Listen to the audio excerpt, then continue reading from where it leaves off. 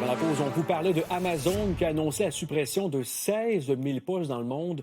Audrey, le géant du commerce dit vouloir se concentrer sur l'IA, l'intelligence artificielle. Oui, on est en plein développement d'intelligence artificielle, a dit. Ce qu'on a dit officiellement pour justifier les suppressions de postes annoncées aujourd'hui, c'est qu'on voulait réorganiser finalement, diminuer la bureaucratie, réorganiser un peu l'entreprise. Mais en réalité, on est en plein investissement pour l'intelligence artificielle, en pleine course pour venir sabrer la concurrence finalement, parce que Amazon est en concurrence directe avec d'autres grands comme OpenAI, Google, Microsoft. Donc, ça fait quand même plusieurs années là, qu'on investit là-dedans. Même qu'en juin dernier, on avait annoncé vouloir, en octobre dernier, plutôt investir 10 milliards de dollars américains dans la construction d'un campus en Caroline du Nord pour développer l'infrastructure en nuage et en intelligence artificielle. Et il y a d'autres projets du genre dans d'autres États, comme au Mississippi, en Indiana, en Ohio, pour répondre à la demande. Donc, on est dans cette course-là. Donc, effectivement, c'est pas la première fois qu'on annonce des coupures chez Amazon. Amazon, c'est 1,56 million d'employés.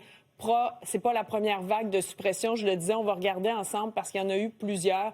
Déjà, en 2023, on avait annoncé 27 000 postes coupés. Fin octobre dernier, 14 000. Et aujourd'hui, on en annonce 16 000. Ça fait 57 000 postes coupés. Et il risque d'y en avoir d'autres parce que le grand patron d'Amazon, qui est en poste depuis 2021, déjà à ce moment-là, parlait d'investissement dans l'intelligence artificielle, disait que ça allait permettre de réduire les effectifs. Donc, on devrait avoir d'autres postes éventuellement annoncés. Ça n'a pas été confirmé, mais on peut supposer ainsi parce que on sait qu'on veut continuer de développer en ce sens-là. Donc, ça fait énormément, évidemment, de postes comblés. On dit qu'on va être là pour aider les gens qui perdent leur emploi. On n'a pas précisé exactement où et dans quel secteur, dans quelle région, mais on parlait déjà d'effectifs de bureaux lors des précédentes suppressions. Donc, ça risque de s'aligner en ce sens-là également.